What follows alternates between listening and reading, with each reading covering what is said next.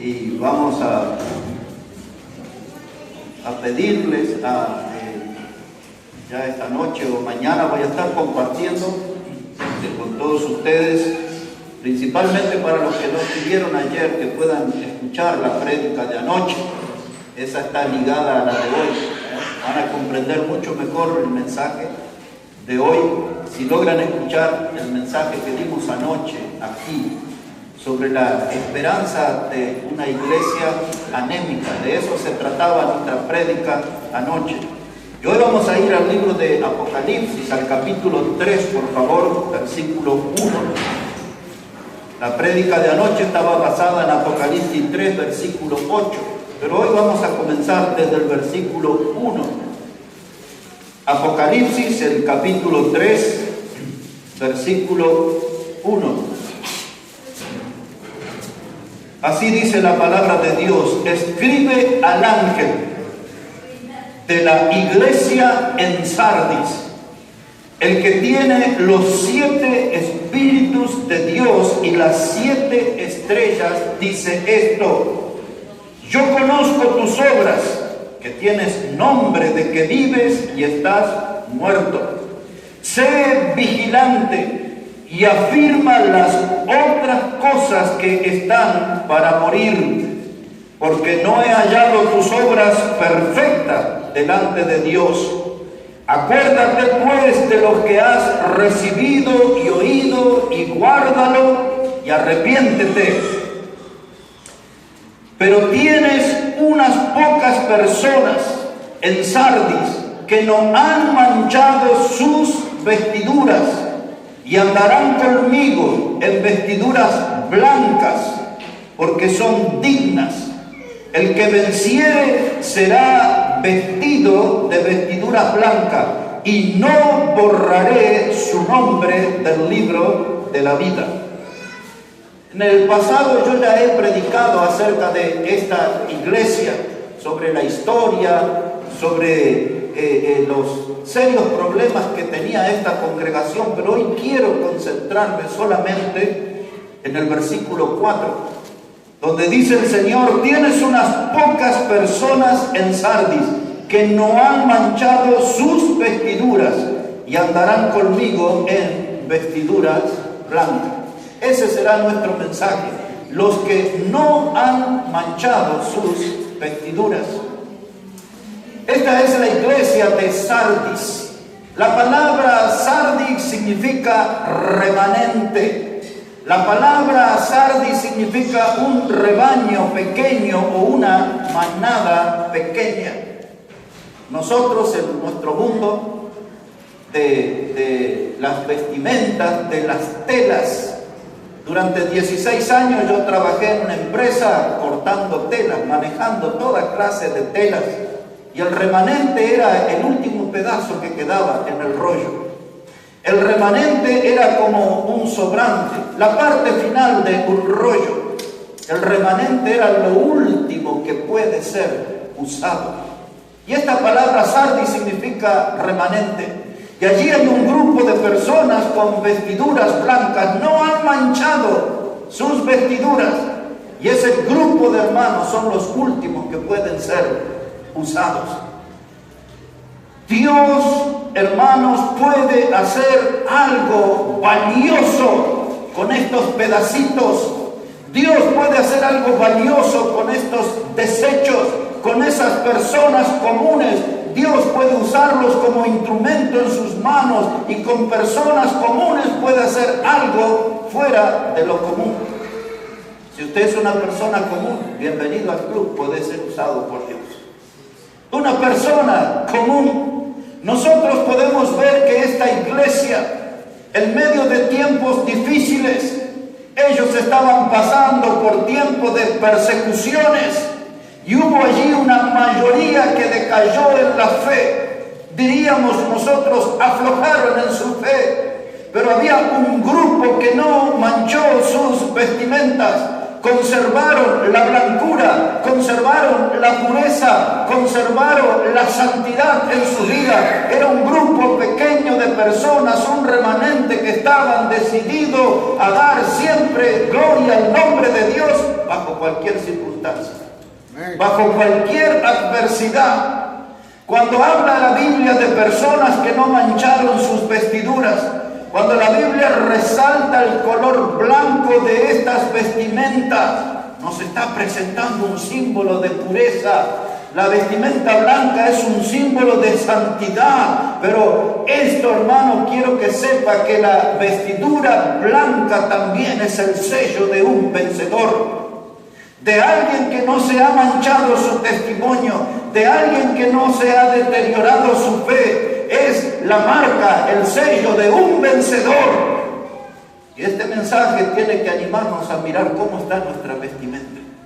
Somos de ese remanente, de ese grupo de personas que no ha manchado su vestimenta, que está firme en la fe, firme en la obra de Dios, decidido a dar siempre gloria al nombre del Señor, a pesar de todos los problemas, a pesar de todas las presiones que el mundo nos somete, todavía estamos firmes. No vamos a permitir que se manchen nuestras vestiduras. Esa es la actitud de un vencedor. Esta gente supo cómo conservar el fuego debajo de la tormenta. Esta gente supo, hermano, comportarse como un guerrero. Esta gente, hermano, sabe que el guerrero no descansa hasta que el enemigo está derrotado por completo. La Biblia enseña que nuestro adversario, el diablo, anda como león rugiente. Ese mismo adversario es presentada en la Biblia como la serpiente antigua. Y tenemos que dar pelea contra esa serpiente. Muchos cristianos andan confiados diciendo la serpiente ya fue derrotada en la cruz del Calvario por Jesucristo. Y eso es cierto. Pero ¿sabe qué, hermanos? Esa serpiente que fue derrotada en la cruz todavía tiene poder destructor en su veneno. Todavía puede hacernos daños. ¿Sabía usted que hay un promedio de cada 100 serpientes que se matan, 3 de ellas, aún muertas, pueden pasar veneno y matar personas? Muchas veces la serpiente les cortan la cabeza ahí con un machete. Y esa cabeza que está separada del cuerpo, ya no hay vida allí, pero hay veneno en esa cabeza. Y si alguien toma contacto con ese veneno, puede alcanzar la muerte. Muchas veces nosotros decimos el diablo, la serpiente antigua ya está muerta, pero todavía su veneno es destructor. Tenemos que ser cuidadosos, no podemos confiarnos en ese adversario. Hermano, el diablo siempre va a estar atacando nuestras vidas para manchar lo maravilloso que hizo Jesucristo en nosotros al salvarnos. Por eso tenemos que ser parte de ese remanente, no permitir que se manche nuestra vestidura blanca, la vestidura de la salvación. Sardis tenía varios problemas. Era una iglesia que tenía virtudes, pero dentro de sus problemas era una iglesia con muchas apariencias. Si alguien viniera por primera vez aquí a esta reunión y nos mirara a todos nosotros aquí, tan atentos al mensaje, tan serios, ¿no? Diría, qué linda congregación, ¿eh? Pero si conocieran nuestras vidas de verdad, en profundidad, quizá van a encontrar que nuestro cristianismo está lleno de apariencias. No es tan de verdad, no estamos siendo tan santos, no estamos siendo tan puros, no estamos siendo tan fieles, no estamos siendo tan obedientes. Ese problema de Sardis lo tenemos nosotros y es cierto que lo tienen otros también. Pero esta era una iglesia de apariencia y Dios señaló ese punto. Dios le dijo, tienen nombres de que vives, muerto.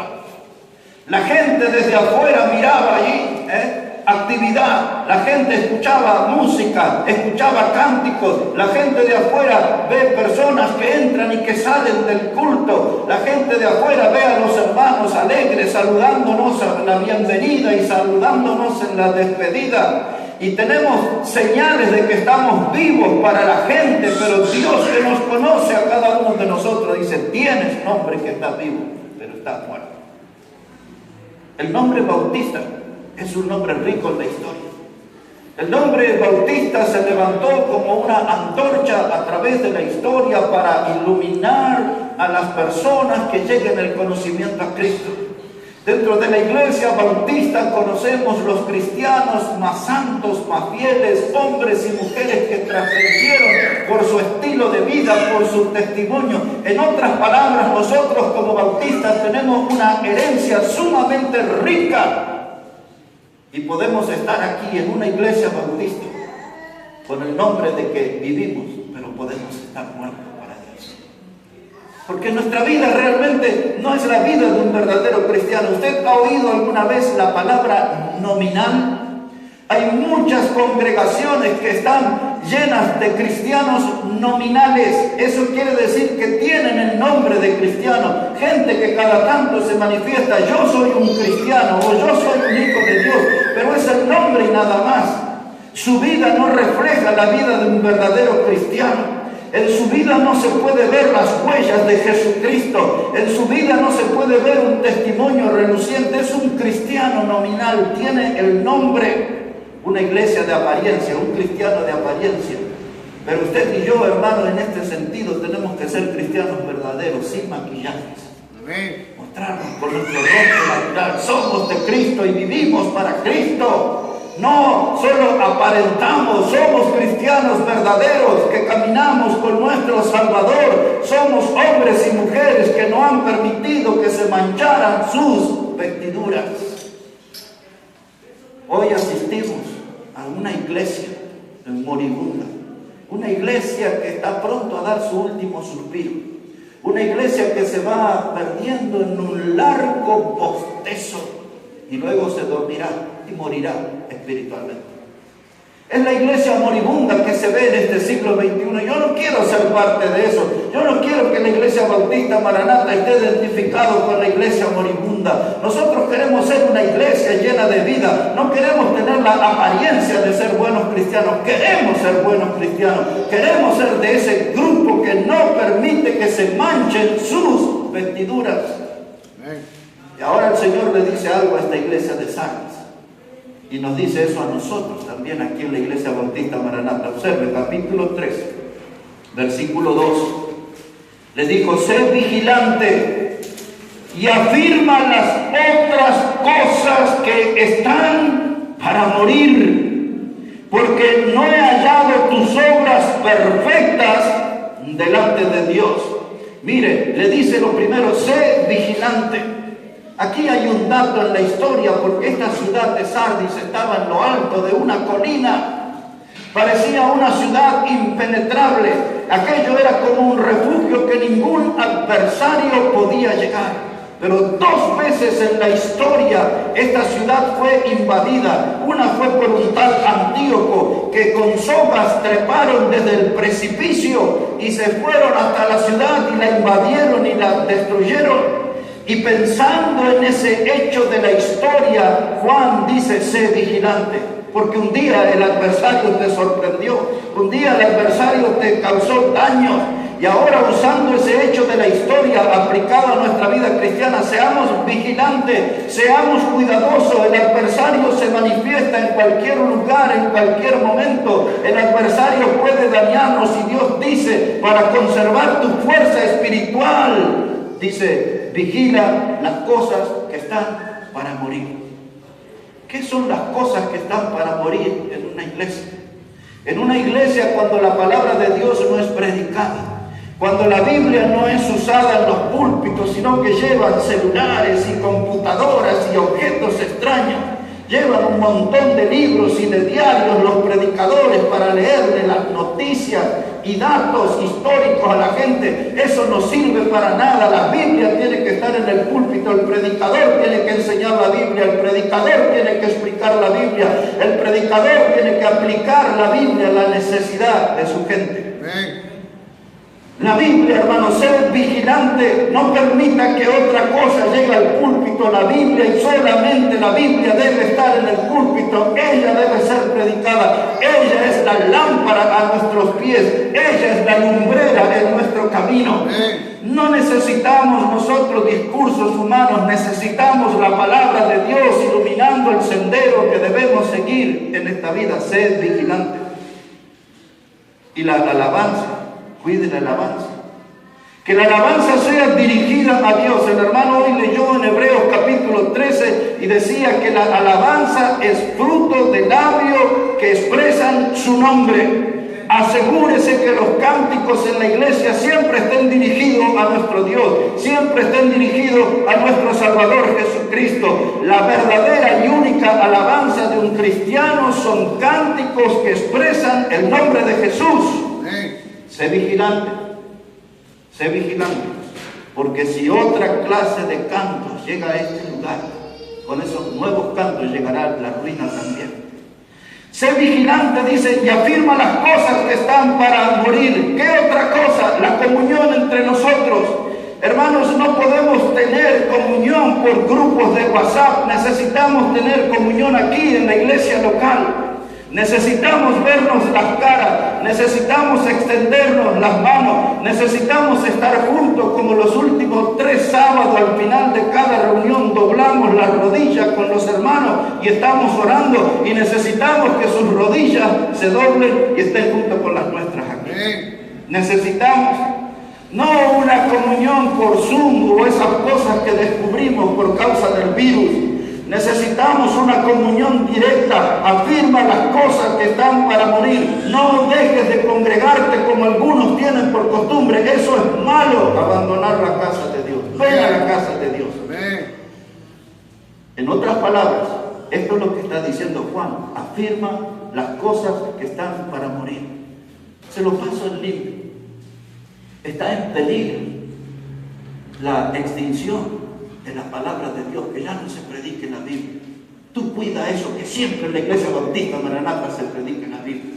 Está en riesgo que se deje de expresar gratitud a través de la alabanza al Salvador. Tú ocúpate que siempre se alabe al Señor, al Salvador Jesucristo en este lugar. Está en riesgo nuestra comunión, ese cristianismo por distancia que quieren imponer. No, necesitamos estar juntos en la casa de Dios, caminar juntos, crecer juntos, echar raíces juntos en este lugar, servir juntos a Dios en este lugar, glorificar juntos a Dios en este lugar. Afirma las cosas que están para morir. Es esto lo que está hablando. A muchos se habían caído, muchos habían caído en la trampa del diablo, pero gloria a Dios, habían algunos que no habían manchado su vestidura. Habían algunos que no permitieron que el diablo manchara sus vestiduras. ¿Cuál era el problema en la iglesia de Sardis? ¿Cuál es el problema en la iglesia bautista Maranata? Se lo diré. En primer lugar, en esta iglesia de Sardis, la gente no asistía fielmente a las reuniones.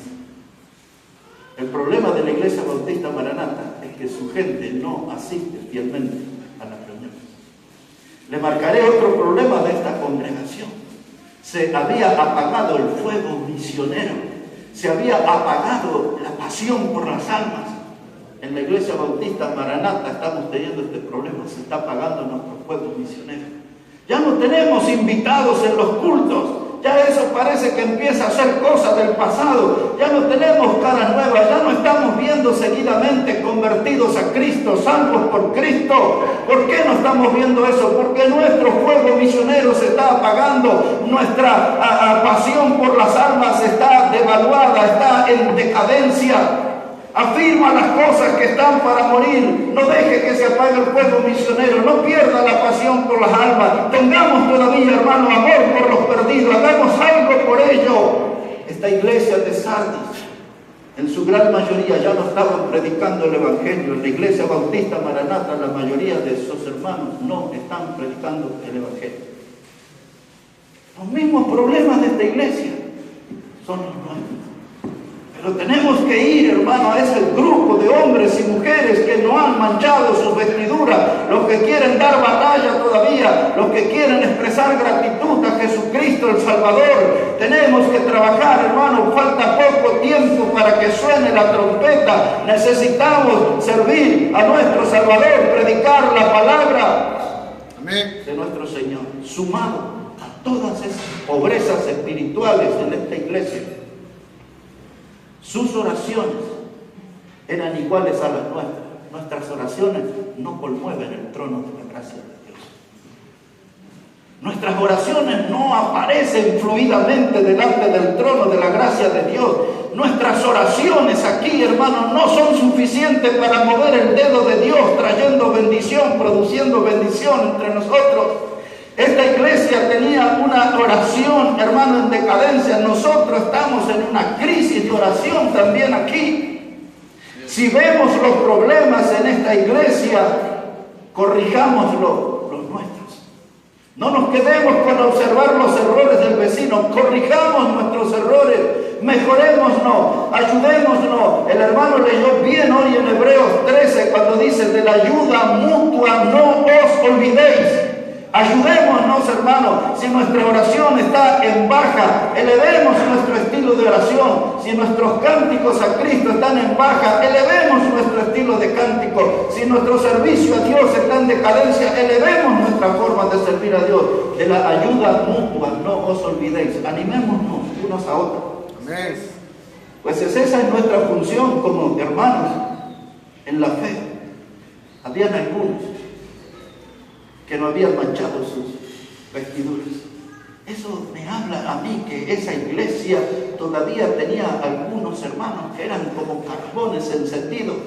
Y mientras en algún rincón de la iglesia haya algún carbón encendido, eso nos da esperanza que se pueda armar una gran fogata, un fuego de Dios, que haya un avivamiento espiritual, un despertar espiritual entre nosotros. Algunos carbones encendidos son suficientes para que el fuego de Dios empiece a crecer, para que Dios vuelva a soplar aliento de vida entre nosotros. Necesitamos, hermanos, de ese aliento de vida que Dios nos dé a nosotros.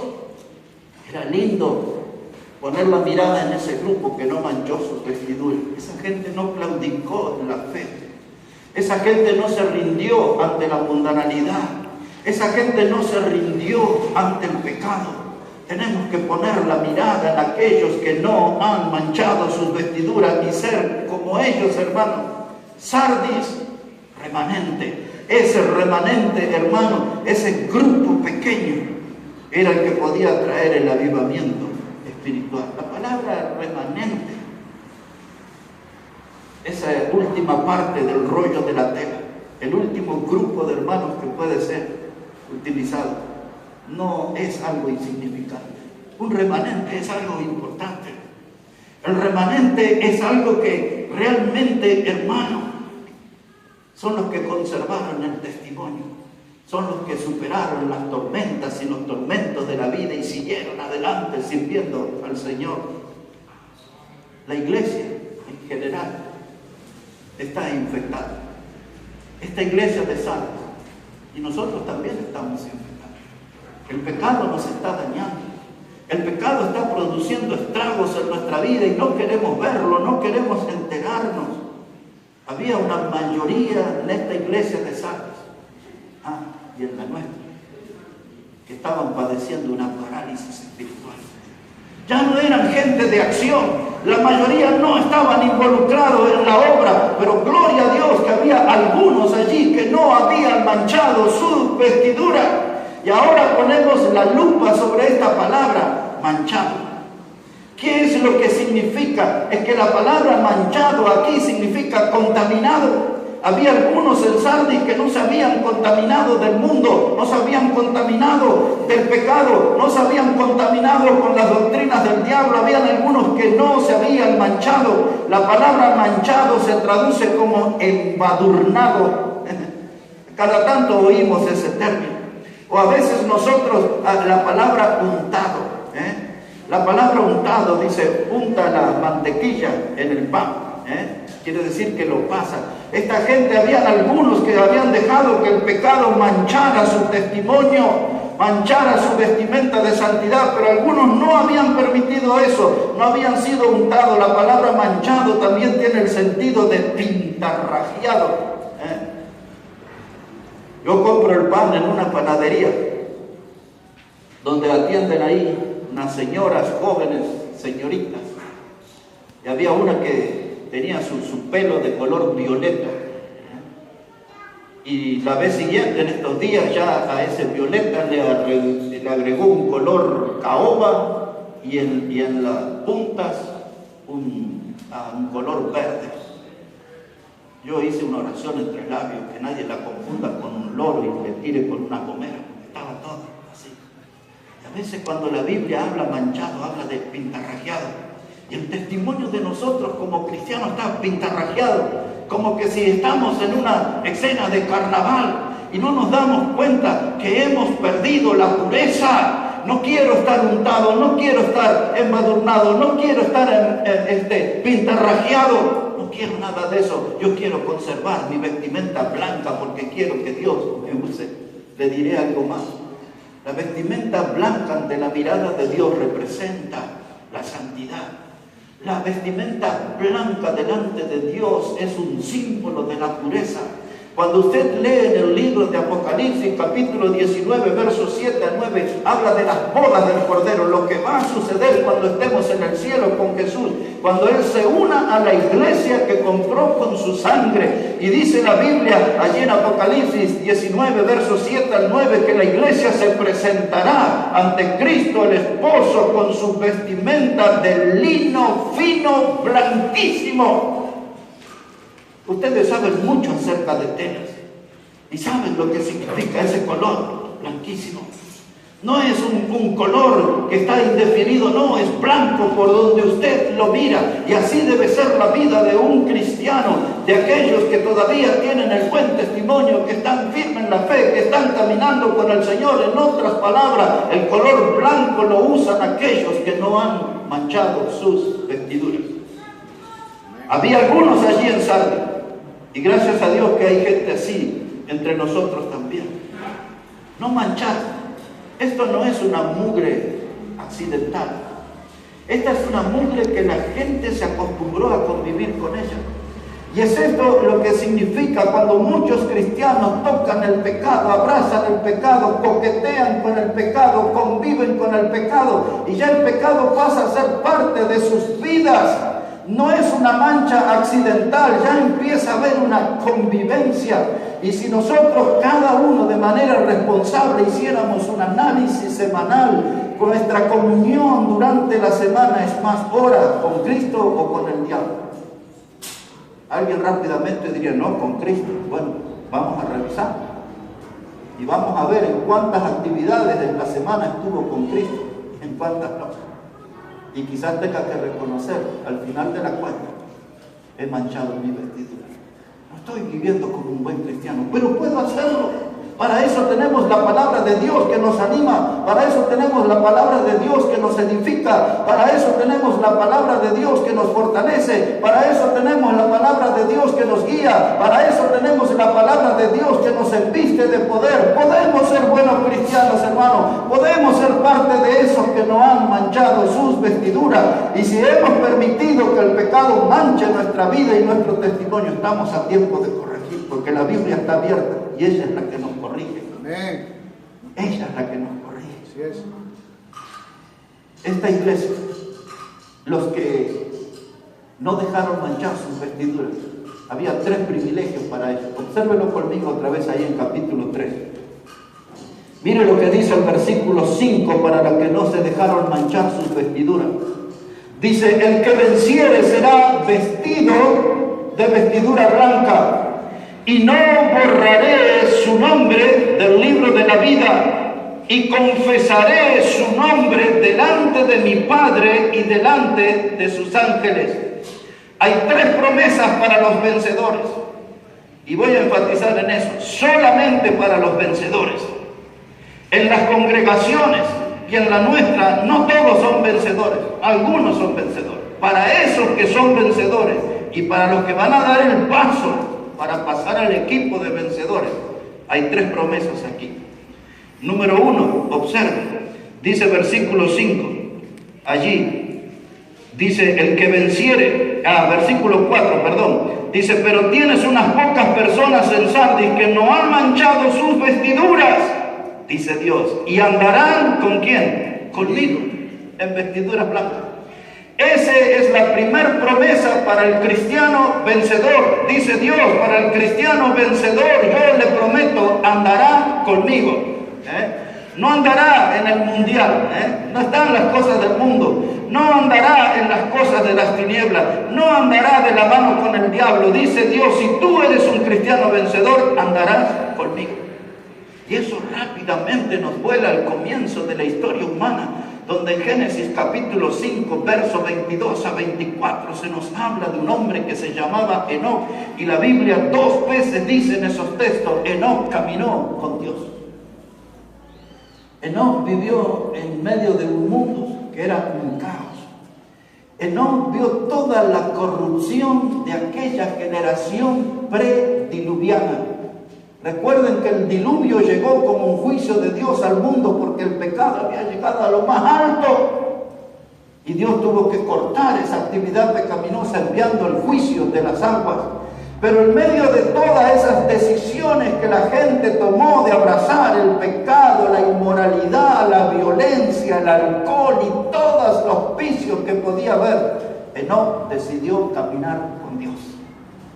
Es decir, que Él es el ejemplo, es el espejo que nos podemos mirar. Si el mundo va todo por el lado del pecado, nosotros podemos elegir como Enoc caminar con Dios. En ese mismo tiempo apareció Noé. Y la Biblia dice en Génesis 7, versículo 1, que era el único varón justo en su generación. Es decir, que en los días de Noé todo el mundo decidió inclinarse hacia el pecado, pero Noé dijo, yo no voy a hacer eso, yo voy a ser justo, yo voy a caminar con Dios. Y dice la Biblia, hermanos, que Noé caminó con Dios. Génesis 6, 9 dice que Noé caminó con Dios. Y hubo otro hombre en la Biblia que se llamó Abraham. Y en el Génesis capítulo 12, verso 1, Dios se le aparece en el territorio de Ur de los caldeos y le dice a Abraham, deja tu casa y tu parentela y vete a la tierra que te mostraré. Y haré de ti una gran nación. Y dice allí, versículo 3, y Abraham salió, se fue detrás de la promesa de Dios. Y este hombre, Abraham, después usted lee en el libro de Crónicas, y lee en el libro de Isaías, y lee en la carta de Santiago, y en los 3 lugares dice que Abraham era el amigo de Dios. Caminó de tal manera con Dios que se transformó en amigo de Dios. Y ahora les diré, ustedes y yo podemos tener ese privilegio de ser amigos de Dios. Jesucristo, que es Dios mismo, Él dice en el Evangelio de Juan capítulo 15, dice, vosotros sois mis amigos si hacéis lo que yo os mando. Amén. Yo diría en esta mañana, no perdamos esa oportunidad de ser amigos de Cristo. Seamos parte de ese grupo de hombres y mujeres que no permitieron que se mancharan sus vestiduras. No estamos coqueteando con el mundo y con el pecado. Tenemos que caminar con Cristo de modo tal que seamos considerados sus amigos, porque hacemos lo que Él nos manda. Esto va a requerir de un cambio en nuestra vida. Y para algunos implicaría un cambio grande, porque a veces nos desviamos tanto del camino de Dios y cuesta mucho volver. Cuesta mucho volver a las reuniones, cuesta mucho volver a leer la Biblia, cuesta mucho volver a empezar a orar, cuesta mucho volver a quedar y tener tiempo de comunión. Eso cuesta. Pero intentemos hacerlo para que seamos amigos de Cristo y seamos hombres y mujeres que caminan con Dios. Hombres y mujeres, en otras palabras, que no han manchado su vestidura. Observe un momento Santiago el capítulo 1, si puede ir hasta ahí un momento, Santiago el capítulo 1 y el versículo 27. Mire cómo dice la palabra de Dios allí, Santiago el capítulo 1 y versículo 27. Dice la palabra de Dios así, la religión pura y sin mácula delante de Dios el Padre es esta: visitar a los huérfanos y a las viudas en sus tribulaciones y guardarse sin mancha, ¿de qué cosa? Del mundo. Y miramos nuestra vestimenta y encontramos una mancha. Una de las cosas más comunes cuando comemos unos fideos con tuco o ahora, ya 2 sábados hemos vencido, hemos comido salteña y no nos hemos salpicado. Bueno, el hermano un sábado, el otro se le manchó. Pero yo ya llevo 2 sábados invitos comiendo salteña sin mancharme la camisa. Hermano, cuando aparece la mancha de salteño, del tuco, de los fideos, uno ya lo ve. Y cuando miramos nuestra vida, ahí está la mancha del pecado. Dice la Biblia, la religión pura, sin mácula. Mácula quiere decir sin mancha. Es visitar a las viudas, a los huérfanos y mantenerse sin mancha del mundo. El mundo quiere mancharnos, quiere enchastrar nuestro buen testimonio. La obra preciosa que Jesús hizo en nuestra vida, el mundo quiere estropearla con manchas. Y la Biblia nos enseña aquí en Santiago que tenemos que guardarnos sin mancha. Esa palabra guardarse quiere decir abstenerse, quiere decir cuidarse de que el mundo no nos manche, hermanos. Tenemos que mantener blanca nuestra vestidura delante de Dios. Si ya salió de Apocalipsis, no importa, le voy a leer la segunda promesa. La primera dice Dios, caminarán conmigo. La segunda promesa que Dios hace para los vencedores dice, no borraré sus nombres del libro de la vida. Porque hay muchos cristianos en ese tiempo y hay muchos en nuestros días que participan de los cultos, pero nunca fueron salvos por Cristo. Fueron a esos lugares porque tenían sus grupos de amigos, fueron a esos lugares porque les gustaba la música. Como muchos de los que van a esos cultos, muchos me han dicho, voy ahí porque me siento bien. No saben decir, voy ahí porque soy salvo por Cristo, voy ahí porque se predica la palabra de Dios, voy ahí porque está el verdadero evangelio en el púlpito, voy ahí porque el pastor es un varón de Dios definido. No dicen eso. Dicen, yo voy a esas reuniones porque me siento bien. Y se vuelven cristianos de nombre, adoptan el nombre, pero nunca fueron salvos. Pero aquel que es salvo tiene su nombre escrito en el libro de la vida. Dice Dios, no se borrará el nombre del verdadero cristiano, del que fue salvo por Cristo. Su nombre está allí, nada ni nadie podrá borrarlo. Porque aquel que fue salvo por Cristo, ese tiene vida eterna. Así dice la Biblia, todo aquel que en él cree no se pierde más, tiene vida eterna. Amén. Y su nombre está ahí, segunda promesa. Y la tercera promesa, dice ahí Jesús, y lo reconoceré delante de mi Padre. Tres promesas, andarán conmigo, dice el Señor. No borraré su nombre del libro de la vida. Y la tercera promesa, dice que Él va a reconocernos delante de su Padre. Y uno dice, pero todos los que estamos allí somos salvos, pero no todos somos siervos. Todos los que estaremos delante de Dios, si estamos allí es porque somos salvos, pero no todos los que estarán en la eternidad con Dios se han comportado como siervos. Y Él dice, yo los voy a reconocer, dice Jesús, como siervos, los reconoceré delante de mi Padre. Les voy a leer, quiero que ustedes vean conmigo uno de los versículos para mí más hermosos que hay en la Biblia. Yo se los quiero compartir y espero que este texto que vamos a leer pase a ser uno de los textos más hermosos de la Biblia para usted. Venga un momento conmigo al Evangelio de Juan, el capítulo 12. Allí le leeré ese texto que a mí me parece maravilloso. Evangelio de San Juan, el capítulo 12. Versículos 26 y 27. Mire cómo dice la palabra del Señor aquí. Evangelio de Juan, capítulo 12, versículos 26 y 27. Es Jesús el que está hablando. Y dice en el verso 26, si alguno, versículo 25, hermano, y 26. Versículo 25, dice Jesús, el que ama su vida, la perderá. Y el que aborrece su vida en este mundo, para vida eterna, la guardará. Y ahora viene el texto precioso que le digo. Dice Jesús, verso 26, si alguno me sirve, sígame. Y donde yo estuviere, allí también estará mi servidor. Si alguno me sirviere, mi Padre le honrará. Después en su casa tiene que abrir la Biblia y leer ese verso 26, repasarlo y apoderarse de ese texto. Dice Jesús primero en el verso 25, el que ama su vida la perderá. Es decir, que usted es salvo por Cristo, pero su vida está para el gimnasio, su vida está para el maquillaje, su vida está para el pantalón de moda, su vida está para el celular de último modelo, su vida está para llegar a conseguir un auto de alta gama, su vida está para las cosas materiales, terrenales, temporales, pasajeras. Si usted ama ese estilo de vida, dice Jesús, la perderá. O sea, su vida va a ser una pérdida de tiempo. Si vive para las cosas terrenales y materiales. Pero dice ese verso 25, dice el Señor Jesús, y el que aborrece su vida en este mundo, para vida eterna la guardará. Es decir que yo, como expliqué en el pasaje de ayer de Hechos 20 y 24, dice Pablo, yo no estimo preciosa mi vida, con tal de que acabe mi carrera con gozo y cumpla con el ministerio que me encomendó de predicar el Evangelio.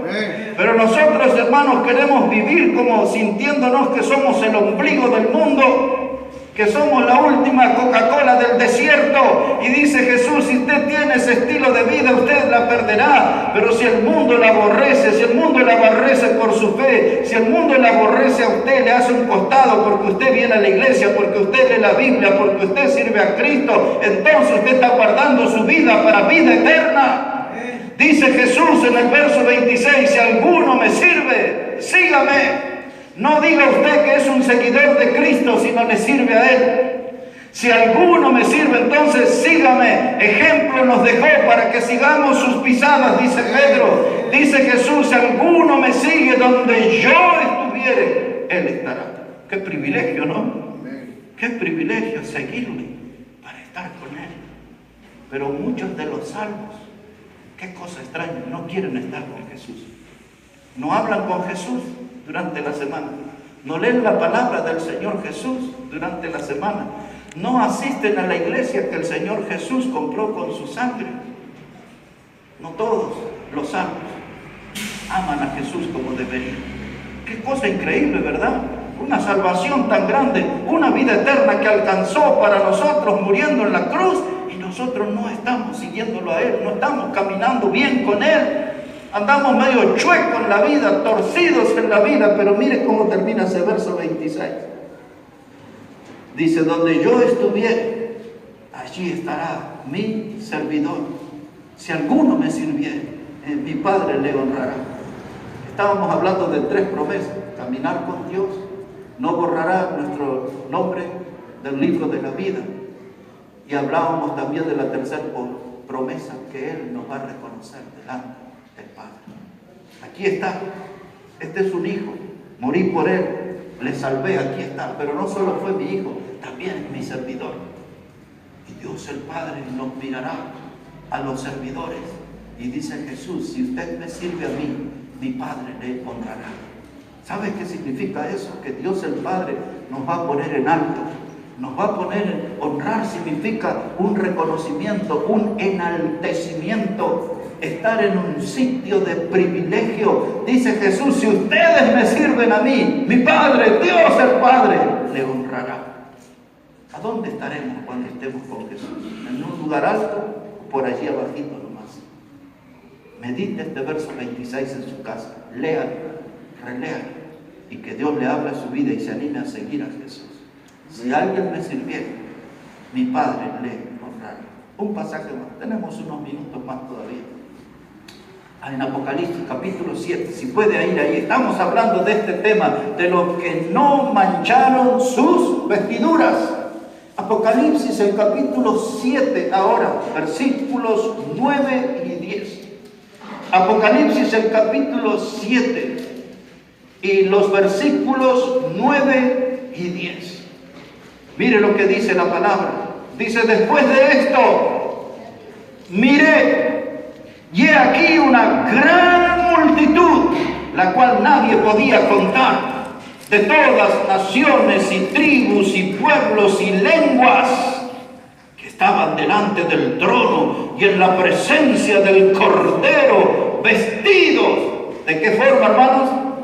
De ropas blancas y con palmas en la mano, y clamaban a gran voz diciendo, la salvación pertenece a nuestro Dios, que está sentado en el trono y al Cordero.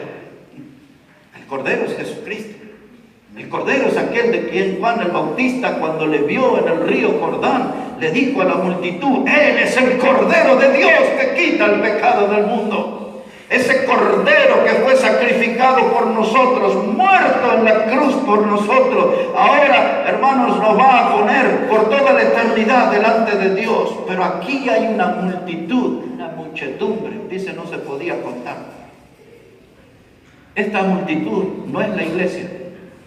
Esta multitud principalmente son judíos que van a ser salvos en un futuro cercano, en el tiempo que conocemos como tribulación. Algunos dirán: ¿y cómo sabes? Y porque leo la Biblia y la Biblia lo dice. Observe el versículo 13. Dice: entonces uno de los ancianos habló diciéndome: estos que están vestidos de ropas blancas, ¿quiénes son? ¿Y de dónde han venido? Yo le dije: Señor, tú lo sabes.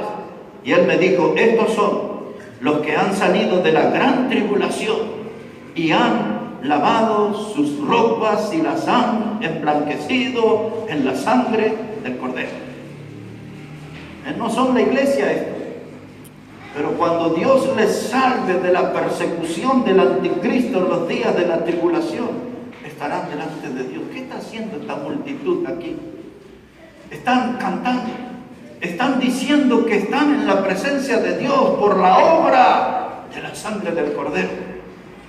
Nadie, hermanos, en la historia humana puede llegar delante de Dios por mérito propio. El profeta Isaías lo dijo de esta manera en el capítulo 64 y en el versículo 6. Dice que nuestras obras son como trapo de inmundicia delante de Dios. Es decir, que Isaías, cuando usa esa expresión trapo de inmundicia, era una referencia al vendaje que le ponían a los leprosos. Esa lepra que corrompió el cuerpo, la carne estaba en un estado putrefacto en el leproso y le ponían esas vendas, pero cuando avanzaba la putrefacción, entonces se encontraban pedazos de tela con pedazos de carne podrida y eso producía asco a cualquiera que le viera. E Isaías dice: si nosotros queremos estar delante de Dios por nuestras obras, Dios la considera como ese trapo inmundo, maloliente, como una obra de inmundicia. ¿Y cómo podemos estar delante de Dios? Por la sangre del Cordero. Es el único modo de llegar a estar en la eternidad delante de Dios, por la sangre del Cordero, por la sangre que Cristo vertió en la cruz del Calvario.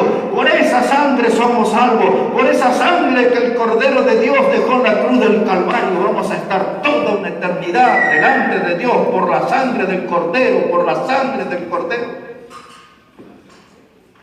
No somos tan buenas personas. No somos las grandes joyitas del universo. Somos pecadores, pero estaremos delante de Dios por la sangre del Cordero. Amén. Y ante eso yo me rindo. Y ante eso yo expreso mi gratitud al Señor, que me da el privilegio, como dice Apocalipsis 5, 8 al 10, dice: y había un cántico nuevo. Y dice que después de ese cántico nuevo, dice que nosotros vamos a ser transformados como reyes y sacerdotes delante de Dios. Y ese privilegio de ser reyes y sacerdotes delante de Dios es por la sangre del Cordero. El Cordero que nos limpió, el Cordero que nos lavó. Dice Apocalipsis 1:5 de Jesús, que nos amó y lavó nuestros pecados con su sangre. Amén. Estaremos delante de Dios, hermano, por la sangre del Cordero. Amén. Por la sangre del Cordero. Y esta gente que no es parte de la iglesia y que van a ser salvos en esos tiempos difíciles del anticristo, en la tribulación, estarán también delante de Dios. Del mismo modo que nosotros, por la sangre del Cordero. Por la sangre del Cordero. Y dice Juan, ahí estaban, cantando y reconociendo que estaban allí por la sangre del Cordero. Y dice Juan, sus vestiduras eran blancas. Blancas. Porque donde la sangre de Cristo toca, todo lo purifica, todo lo limpia. Esa es la sangre preciosa. Es la sangre poderosa de nuestro Salvador, Jesucristo. si hemos vuelto a ensuciarnos en nuestra vida, si el pecado ha manchado nuestro testimonio hoy, si el pecado ha manchado nuestra vida, regresemos a la sangre de Cristo. Porque la Biblia enseña que la sangre de Cristo nos limpia de todo pecado. Usted va a encontrar pasajes en Efesios 1:7, Colosenses 1:14, en quien tenemos redención por su sangre, el perdón de nuestros pecados. Ahí tiene la sangre. Si la vida le ensució, el pecado le ensució, las tinieblas le manchó, si el diablo le ensució, lo que sea que haya ensuciado su vestidura blanca, venga la sangre del Cordero y límpiese. Un viejo himno de ese cancionero habla de que fuimos lavados en la sangre de Emanuel. La palabra Emanuel significa Dios con nosotros. Es el nombre que el ángel le dijo a la Virgen María en el libro de Isaías, que ese santo niño que iba a nacer pondrá su nombre Emanuel, que significa Dios con nosotros. Y dice el himno, dice que nosotros somos limpios en la sangre de Emanuel. Esa sangre hoy tiene poder. Si usted observa su vestidura manchada por el pecado, venga otra vez a la sangre, y la sangre de Cristo nos limpiará de todo pecado, y nuestro testimonio, nuestra ropa, recuperará su blancura. Aquí estaba en esto, pero no quiero irme de este texto. Ya estamos en la parte final, pero no quiero irme de este capítulo sin leer el versículo 17. Observen, por favor. Apocalipsis, el capítulo 7 y el versículo 17, dice allí la palabra de Dios: porque el Cordero que está en medio del trono los pastoreará y los guiará a fuentes de agua de vida, y Dios enjugará toda lágrima de los ojos de ellos. Mire qué lindo esto, y qué familiar que nos suena a nosotros la iglesia. Dice: porque el Cordero que está en medio del trono los pastoreará. ¿Acaso no hemos leído y memorizado el Salmo 23, verso 1? Jehová es mi pastor, nada me faltará. En lugares de delicados pastos me pastoreará, y junto a aguas de reposo me guiará. El mismo trabajo que hace Jesús con nosotros lo hará con estos redimidos de la muchedumbre incontable de pueblos, lenguas, tribus y naciones. El Cordero, qué privilegio ser pastoreado por el Cordero. Termina el texto diciendo allí, dice: y Él los guiará a aguas de vida. Esa frase, aguas de vida, es una invitación a mirar nuestra alma, porque cuando no estamos caminando con Dios, nuestra alma está reseca, nuestra alma está resquebrajada, nuestra alma está debilitada. Necesitamos de Jesús, el agua de vida, otra vez. Hay agua de vida. Y la parte final me encanta también, porque dice que en aquel día para ellos, dice, Dios enjugará toda lágrima de los ojos de ellos. ¿Por qué nos alejamos de Dios? ¿Por qué no estamos caminando bien con Dios? Un trabajo me salió mal, perdí un trabajo. Apareció un problema en mi familia, la pérdida de un ser querido afectó mi vida. ¿Qué es lo que ha pasado? Apareció una enfermedad en mi vida. ¿Qué es lo que ha sucedido que me está haciendo sufrir en este tiempo? Esa gente en el futuro, y nosotros hoy podemos venir delante de Dios, y Dios enjugará toda lágrima, Dios calmará todo dolor. Dios sabe cómo producir en cada uno de nosotros paz. Dios sabe cómo hacer eso. Hay que venir delante de Él. Quiero leer dos pasajes nada más y vamos a terminar. El primero de ellos en Apocalipsis capítulo 3, ya que estamos ahí cerquita. Apocalipsis, el capítulo 3, comenzamos con la iglesia de Sardis, la iglesia que significa el remanente, la iglesia que tenía un grupo pequeño de personas, una manada pequeña, un rebaño pequeño que no habían manchado sus vestiduras. Y aquí termina Apocalipsis en el mensaje a las 7 iglesias, hablando de una que se llamaba Laodicea. Era una iglesia llena de cristianos con vanidad. Era una iglesia que no le daban lugar a Cristo, porque dice que el Señor estaba afuera en la puerta golpeando, queriendo entrar. Era una iglesia llena de orgullo, que se creía autosuficiente, que podía pasar por esta vida sin necesitar de Dios. Y a veces nosotros parece que somos candidatos para la iglesia de la Odisea, porque parece que no necesitáramos de Dios. No leemos la Biblia, no oramos, no cantamos, no vamos a los cultos. Somos como esa gente de la Odisea. Pero Dios le dijo algo a ellos y también a nosotros. Mire lo que le dice. Apocalipsis 3, verso 18. Dice, por tanto yo te aconsejo, dice el Señor, yo te aconsejo que de mí compres oro refinado en fuego para que seas ricos. ¿Y qué más tenían que comprar? Vestiduras blancas para vestirte y que no se descubra la vergüenza de tu desnudez. Dice, no se descubra la vergüenza de tu desnudez. Eso significa que una mirada de Dios a nuestra vida queda a la vista de Él todo nuestro pecado, toda nuestra vergüenza, lo flojos que somos, lo perezosos que somos, lo infieles que somos. Dice Jesús, para que no te suceda eso, compra vestiduras blancas. ¿Qué es lo que le está diciendo? Le está diciendo a esa iglesia y a nosotros, ya dejen de creerse autosuficientes, dejen de creerse todopoderosos, dejen de creerse ya los superhéroes y vengan aquí y vístanse de santidad, pónganse en vestiduras blancas, compren. Eso tiene un costo, eso tiene un precio, eso implica un sacrificio, porque en medio de un mundo que está lleno de pecadores es difícil ser santo, pero no es imposible. Dice, compra esas vestiduras blancas, demuestra que eres santo, demuestra que eres parte de aquellos que no han manchado sus vestiduras. Ese consejo está bueno. Y ahora yo les voy a enseñar con la Biblia para terminar cómo es posible conseguir esa clase de vestimenta. ¿Qué fecha es hoy? 22, 23, ¿cuánto es hoy? 24 ya, de octubre, del 2021. Ahora yo les voy a mostrar con la Biblia cómo un 24 de octubre del 2021 podemos volver a tener vestidura blanca para poder estar delante del Señor siempre. Busque Evangelio de Lucas, capítulo 15, y ahí vamos a terminar, hermano. Ahí le vamos a poner punto final a nuestro mensaje, leyendo el Evangelio de Lucas, el capítulo 15 y los versículos 20 a 22. Evangelio de Lucas, capítulo 15, y los versículos 20 a 22. Este texto que les voy a leer es parte de lo que nosotros conocemos como la enseñanza del hijo pródigo. Aquel muchacho que llegó al chiquero de cerdos, manchó su testimonio, deshonró a sus padres, pecó contra Dios, él mismo lo reconoció.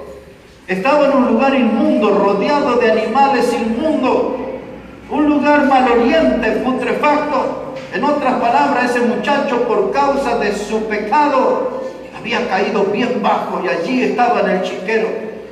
Su testimonio, su vestimenta estaba manchada por donde la mirara. Como dijimos hoy, manchado, empadurnado, embarrado, pintarrajeado, todo eso estaba en la ropa de ese muchacho. Pero él dice que volvió en sí, dice la Biblia. Y él dijo en su corazón, yo volveré a la casa de mi padre y le diré, Padre, yo he pecado contra el cielo y contra Dios. Y siempre, hermanos, cuando nosotros manchamos nuestra vestimenta blanca es porque pecamos contra Dios, después contra otras personas o contra otras cosas. Pero siempre nuestro pecado en primer lugar es contra Dios. Y ese muchacho dijo, yo voy a volver a la casa de mi padre. Yo le diré, Padre, he pecado contra el cielo, he pecado contra ti, no soy digno de ser llamado tu hijo. Tómame como uno de tus jornaleros. Y salió de ese chiquero inmundo, tomó la decisión. Le costó porque quizás ya se estaba acostumbrando al barro, se estaba acostumbrando a la compañía de los cerdos, pero ya no toleraba más, se levantó y volvió a la casa del Padre. Y esto pasó, versículo 20, mírenlo. Esto pasó, dice, y levantándose, vino a su padre, y cuando aún estaba lejos, lo vio su padre, y fue movido a misericordia, y corrió, y se echó sobre su cuello, y le besó. Y el hijo le dijo, Padre, he pecado contra el cielo, y contra ti, y ya no soy digno de ser llamado tu hijo. Pero el padre dijo a sus siervos, sacad el mejor vestido. ¿De qué color iba a ser? Seguro, no dice la Biblia, pero ya lo sabemos. Sacad el mejor vestido. Y dice ahora, sacad el mejor vestido y vestidle. Y poned un anillo en su mano y calzado en sus pies. Ahí imagínese ese muchacho volviendo a la casa de su padre, humillado, completamente humillado. Ahora imagínese usted, o yo puedo imaginarme volviendo delante de Dios, manchado, con mi ropa andrajosa, maloliente, y vengo delante de un Dios santo, así todo andrajoso, inmundo, mugriento, infectado de pecado, porque estuve en el chiquero, estuve en el mundo, estuve en lo más bajo, y ahora tengo que acercarme delante de un Dios santo. Y Dios me sorprende. Y resulta que Dios es el que viene a mí. Y ni siquiera me deja decir el discurso que había preparado. Y me abraza a Dios, con su ternura de Dios, con su amor de Dios. Y siento ese afecto en el cuello y siento el beso de Dios. Qué cosa tan tremenda el beso de Dios. Ese beso se puede traducir en una palabra, reconciliación. Es como que yo vengo delante de Dios y Dios ya no me diga todos tus pecados, si ya vi toda la inmundicia que anduviste haciendo. Ya hace todo, vení, abrazame, volvamos a la comunión, volvamos a caminar juntos, todavía tu nombre está escrito en el libro de la vida. Dice Dios, volvamos a andar juntos y empieza a servirme, porque yo quiero honrar a los que me sirven. Y el Padre lo abrazó, y entre lágrimas y emociones, aquella escena era algo tremendo. Y el Padre levanta la voz y dice esto que hemos leído en el verso 22, a sus siervos, sacad el mejor vestido. Un hijo mío no puede estar vestido así. Un hijo de Dios no puede andar con todas sus ropas manchadas por el pecado. Si en esta mañana desde la palabra Dios nos está mostrando un vestido blanco, ya está, sáquese ese vestido, sáquese esas manchas de su vida, póngase el vestido que le corresponde a un hijo de Dios. Póngase el vestido blanco, póngase el vestido de la pureza, póngase el vestido de la santidad. Ya no siga manchando su vida, no siga estropeando la obra preciosa que Cristo hizo en usted. Hoy Dios le está mostrando el vestido, dice, aquí está, a la vista suya, tómelo y póngase el vestido blanco. Dice el Padre, dice, sacad el mejor vestido y vestidlo. Porque Dios desde el cielo nos mira y dice, un hijo mío no puede andar así, con ese testimonio tan horrible, tan manchado. Tiene que tener un vestido blanco, tiene que tener un vestido de pureza, de santidad. Y ahora dice aquí, y poned un anillo en su mano. ¿Sabe que ese es el anillo de la reconciliación? En la mano tiene algunos diamantes que sobresalen, tiene diamantes con nombre. Uno de esos diamantes se llama amor. Y en ese anillo de reconciliación Dios nos muestra su amor. Y ese anillo usted lo mira y tiene otro diamante que se llama paz. Ya no vamos a andar como locos por el mundo, nerviosos, agitados en este mundo. Dios quiere que tengamos paz. Y cuando vemos esos diamantes que brillan en el anillo, cada uno de ellos nos recuerda uno de los atributos de nuestro Dios. Dios es amor, Dios es paz, Dios es gozo. ¿Cuánto hace que no tiene gozo en esta vida? Necesita de ese anillo de la reconciliación.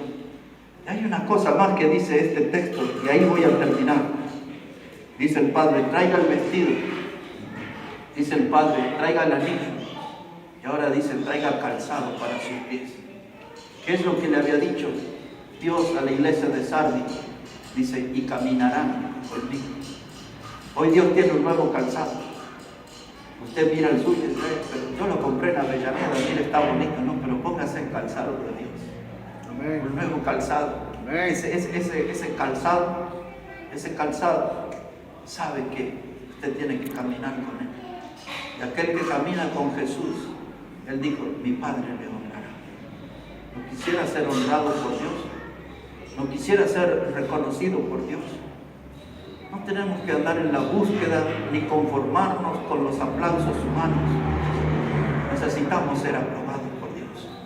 Necesitamos ser parte de ese remanente. Necesitamos ser parte de ese grupo que aún no ha manchado su vestidura. Anímese, venga a ser parte de ese equipo. Venga a ser parte de esa comunión. La comunión de aquellos que están sirviendo a Jesús, siguiendo a Jesús, y no van a dejar que nada manche sus vestiduras. Porque Dios dijo y escrito está, sé santos, porque yo soy santo. Amén. Sin mirar al que está a su lado, sin mirar hacia atrás. Yo quiero decirle en esta mañana, si Dios habló a su corazón en esta mañana, póngase de pie. Yo quiero orar por usted. Si Dios habló a su vida en esta mañana, anímese y póngase de pie. Yo quiero orar por usted en esta mañana. Dios fue mudo o Dios habló a su vida.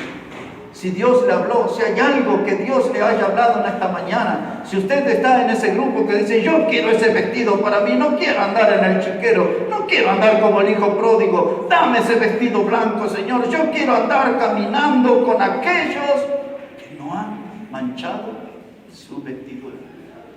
Quisiera dar ese paso para Dios. Si Dios le habló en esta mañana, como dice el escritor a los hebreos, si oyeres hoy su voz, no endurezcáis vuestros corazones, como lo hicieron los padres en la provocación. Dios quiere bendecir a su vida, pero Dios va a bendecir a los que deciden no manchar sus vestidos. Oremos a Él. Padre, gracias te damos en esta mañana por tu palabra.